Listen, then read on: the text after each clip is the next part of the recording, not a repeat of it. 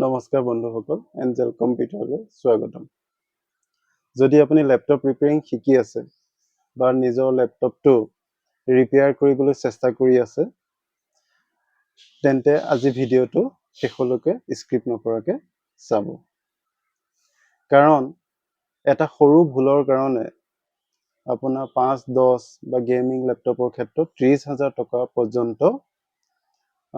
Loss হয় laptop ৰিপেয়াৰিঙৰ ক্ষেত্ৰত, যদি লেপটপ আপোনাৰ ৰিপেয়াৰিং কৰি থাকোঁতে ডেড কণ্ডিশ্যনত আহি যায়। মই মোৰ ৱৰ্কশ্বপত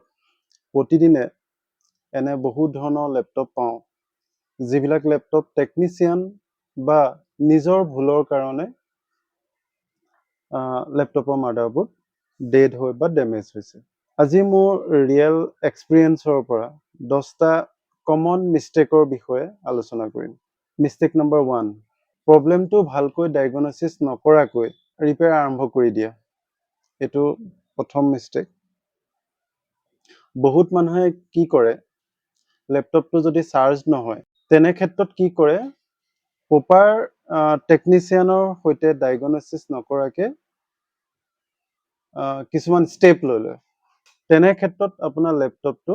ডেড হোৱা চান্স বেছি থাকে। প্ৰব্লেমটো কেনেকুৱা, ধৰি লওক আপোনাৰ লেপটপটো প্ৰব্লেম হ'ব পাৰে, ধৰি লওক চাৰ্জিং ছেকশ্যনত প্ৰব্লেম হ'ব পাৰে বা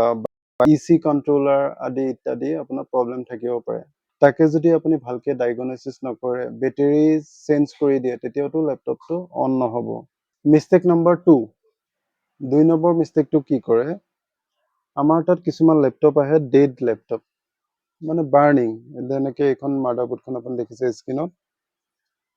মাডাৰবোৰ্ডখন জ্বলি আছে কিছু অংশ। ইয়াৰ মূল কাৰণ হৈ গ'ল যে ডুপ্লিকেট লেপটপ চাৰ্জাৰ ইউজ কৰা।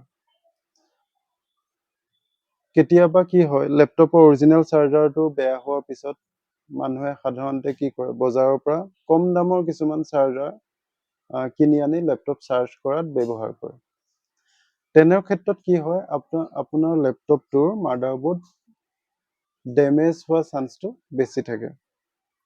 কিহৰ কাৰণে হয়, যে লেপটপৰ যিটো কম দামী লেপটপ চাৰ্জাৰ আপুনি ইউজ কৰি আছে, তাত আপোনাৰ যিটো ভল্টেজ আউটপুট দিব লাগে, সেই ভল্টেজটো ষ্টেবল হৈ নাথাকে, কনষ্টেণ্ট নহয়, সি ফ্লাকচুৱেট হৈ থাকে। সেই গতিকে আপোনাৰ লেপটপত মাডাৰবোৰ্ডৰ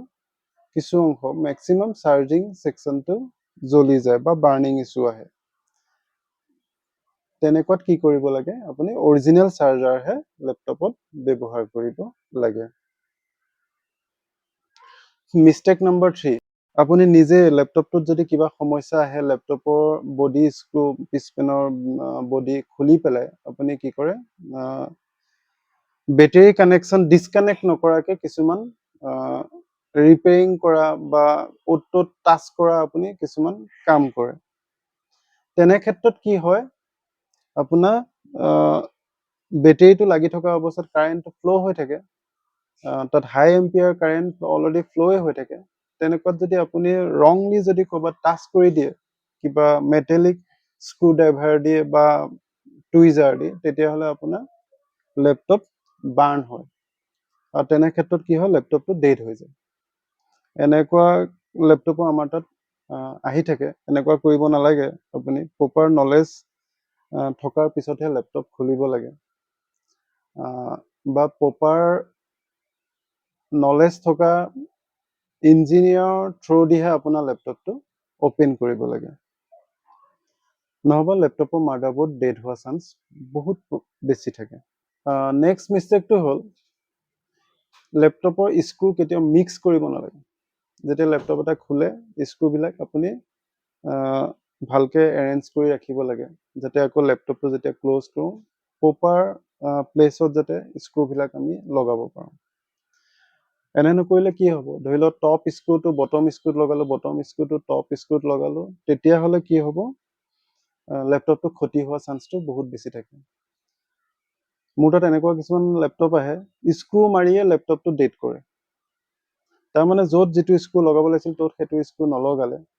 দীঘল স্ক্ৰু এটা লগাই দিলে সেই জেগাটোত, তেতিয়া কি হ'ব,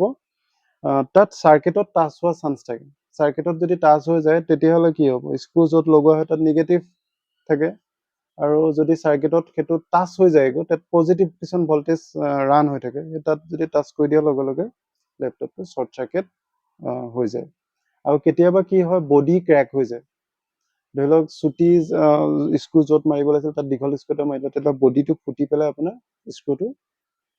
ওলাই যায়গৈ তেতিয়াও আপোনাৰ বডিটো বেয়া হৈ যোৱা চান্স থাকে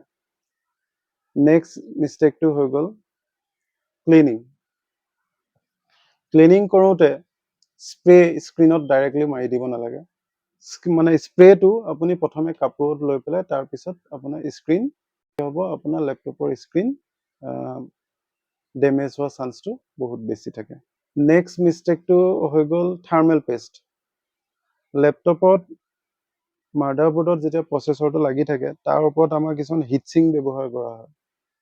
হিটচিংটোৱে কি কৰে লেপটপৰ প্ৰচেছৰটো বহুত হিট হয় যেতিয়া কাম কৰি থাকোঁ আমি তাৰ যেতিয়া হিটটো বাহিৰলৈ ওলাই আহে তাৰ কাৰণে এটা হিটচিং ইউজ কৰে সেই হিটচিংটোত কি হয় হিটটো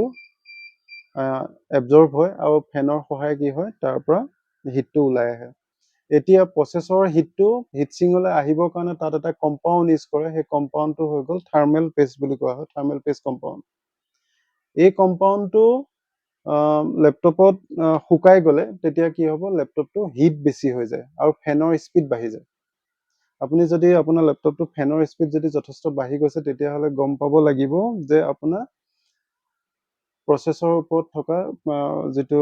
থাৰ্মেল পেষ্ট কম্পাউণ্ড আছে সেই কম্পাউণ্ডটো শুকাই গৈছে বা ড্ৰাই হৈ গৈছে সি হিটটো ট্ৰান্সফাৰ কৰিব পৰা নাই হিটচিঙলৈ তেনে ক্ষেত্ৰত কি কৰিব লাগিব আপোনাৰ ৰিথাৰ্মেল পেষ্টিং কৰিব লাগিব ৰিথাৰ্মেল পেষ্ট কৰোঁতে আপুনি প্ৰপাৰ ইঞ্জিনিয়াৰৰ থ্ৰুদি পেষ্টিংটো লগাব লাগে নহ'লে কি হ'ব যদি আপুনি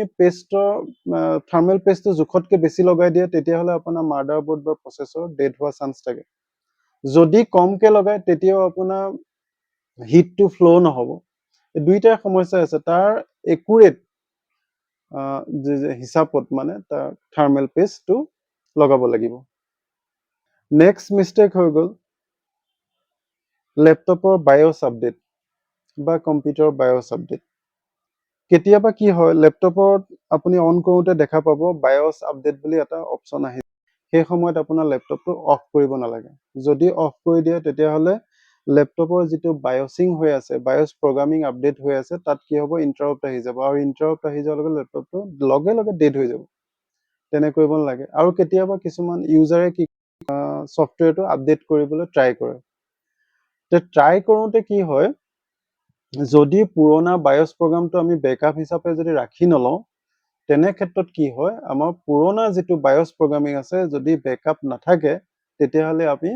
লেপটপটো ৰিট্ৰিভ কৰিব নোৱাৰিম সেই বায়'ছ প্ৰগ্ৰামিং আছে সেইটো বেকআপ হিচাপে আমি ৰাখি পেলাইহে বায়'ছ আপডেট কৰাটো উচিত নেক্সট এটা কমন মিষ্টেক হৈ গ'ল মাল্টিমিটাৰ ব্যৱহাৰ নাজানা মাল্টিমিটাৰ ব্যৱহাৰ নজনাকৈ যদি কাৰেণ্ট দি পেলাই বা বেটেৰী লগোৱা অৱস্থাত তেতিয়াহ'লেও আপোনাৰ লেপটপৰ মাডাৰবোৰ্ড শ্বৰ্ট চাৰ্কিট হৈ লেপটপটো ডেড হোৱা চান্স বেছি থাকে ধৰি লওক লেপটপৰ এটা চেক কৰোঁতে বিভিন্ন ধৰণৰ আমাৰ চেক হয় ৰেজিষ্টেঞ্চ চেক তাৰপিছত আহি গ'ল কণ্টিনিউটিটো এটা বেলেগ এটা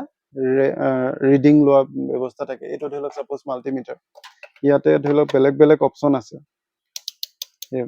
আমি বেলেগ বেলেগ অপশ্যনত ডায়ড টেষ্ট কৰিলোঁ ডায়ড ৰিডিং বুলি কোৱা হয় বা কণ্টিনিউটি ৰিডিং বুলি ক'ব পাৰি তাৰপিছত ওমছ ৰেজিষ্টেঞ্চ চেক কৰা তাৰপিছত আৰু এটা আহি গ'ল ভল্টেজ চেক কৰা DC ভল্টেজ যদি আমি প্ৰপাৰ ৰিডিং ল'ব নাজানো বা মাল্টিমিটাৰ চলাব নাজানো তেতিয়াও আমাৰ কি হয় লেপটপৰ মাডাৰবোৰ্ডত শ্বৰ্ট চাৰ্কিট হৈ পেলাই লেপটপৰ মাডাৰবোৰ্ড ডেমেজ হোৱা চান্স বহুত হয় আৰু চিপ লেভেল বুলি যিটো কথা আহিছে এই চিপ লেভেলত কমপ্লিট আপোনাৰ মাল্টিমিটাৰৰ ৰিডিং ল'ব পৰা নলেজটো থাকিলেহে আপুনি আনাডাৰ এটা মিষ্টেক হৈ গ'ল ধৰি লওক মানুহে লেপটপ ৰিপেয়াৰ কৰোঁতে ডাটাৰ ওপৰত কোনো ধৰণৰ গুৰুত্ব নাৰাখে এজন মানুহৰ লেপটপটোতকৈ ডাটাৰ বহুত গুৰুত্বপূৰ্ণ হয় তেখেতৰ লেপটপৰ ডাটাসমূহ বেকআপ লৈ লোৱাটো বেছি উপযোগী বুলি মই ভাবোঁ